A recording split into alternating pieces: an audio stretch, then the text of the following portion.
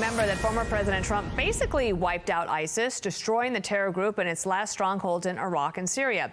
Well, fast forward to today, and the Islamic State is back and with a vengeance. It's plotting more attacks from its new safe haven in Afghanistan. Who could have seen this coming? Well, joining us now, retired four-star General Jack Keane, a Fox News senior strategic analyst. How big do you think this threat is, sir?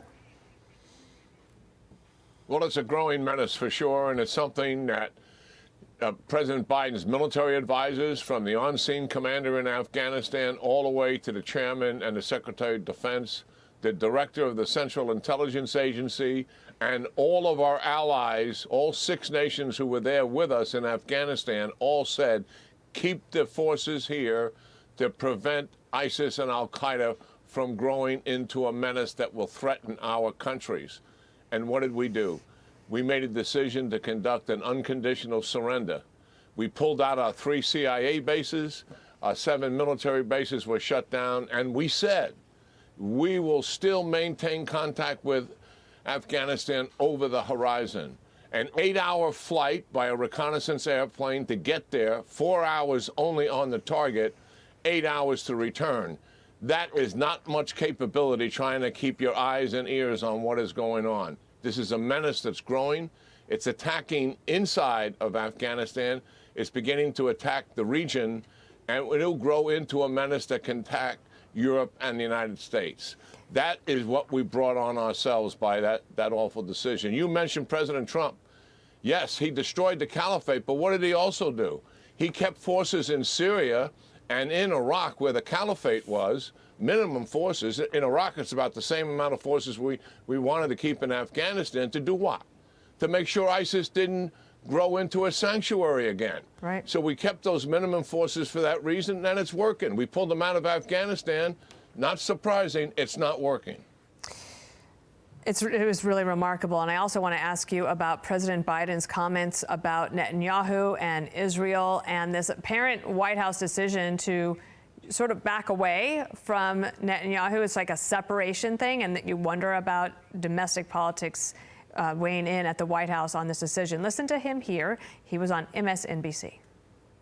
You cannot have 30,000 more Palestinians dead as a consequence of going after. There's other ways to deal with the trauma caused by Hamas. I sat with the war cabinet. I said, look, don't make the mistake America made. We went after bin Laden until we got him, but we shouldn't have gone into Ukraine or the whole thing in Iraq and Afghanistan. It wasn't necessary. It wasn't necessary. It just caused more problems than it raised.